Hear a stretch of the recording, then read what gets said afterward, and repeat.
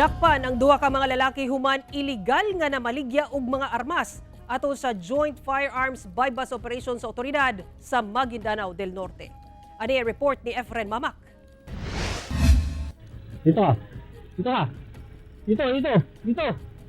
Sa video gikan sa Criminal Investigation and Detection Group kon CIDG BAR, makita ang mga armas ug bala nga matud pa ginabaligya sa duha ka mga lalaki nga nadakpan ato sa Joint Firearms Bypass Operation sa Barangay Tambo, Sultan Mastura, Maguindanao del Norte pasado alas 9 Lunes sa buntag.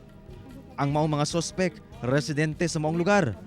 Matud ni Police Lieutenant Colonel Ariel Huesca, ang hepe sa CIDG BAR Chief, ang usa ka lalaking sospek ang nagtransact sa posture buyer, samtang ang laing sospek nga lalaki mao kuno ang tag-iya sa armas.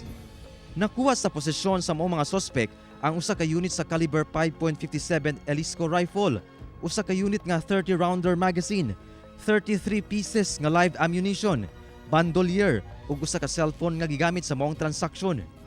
Balog na sa custodial facility sa CIDG Maguindanao PFU office ang mga sospek nga posibleng mag-atubang og kasong paglapas sa RA 10591 kon Comprehensive Firearms and Ammunition Regulation Act. Wala na sila mihatag og pahayag. Efren Mamak, 1 Mindanao.